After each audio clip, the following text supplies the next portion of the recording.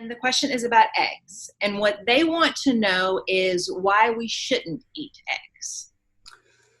Indeed, I grew up, did much of my growing up on my uncle's dairy farm, and you used to eat a lot of eggs. But the more I learned about them, the less attractive they became to me. And Dr. Michael Greger has made it very clear in his videos of late why they're just not healthy food. The egg yolk is the most concentrated glom of fat on the planet.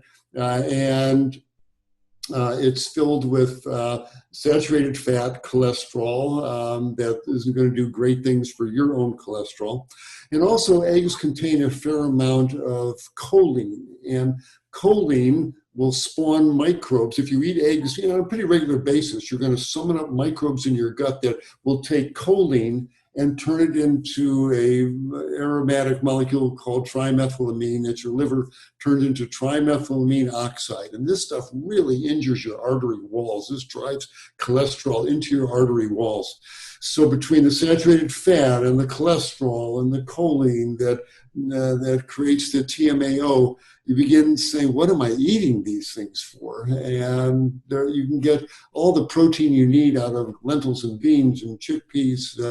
There's plenty of healthy fats around, and in hemp seeds and flax seeds. You don't need the fats and proteins in eggs. So all the way around, especially the way commercial eggs are produced and how those poor battery hens suffer, there's no reason to be having eggs in your diet. So I suggest that you find a way to get through eating day without eating eggs.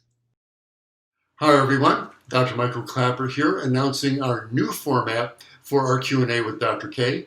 Each day, Annie Hagen will be asking me one question that's been sent in by our viewers. So if you want to see if your question is getting answered, do join us for our daily Q&A with Dr. K right here. Hope to see you then.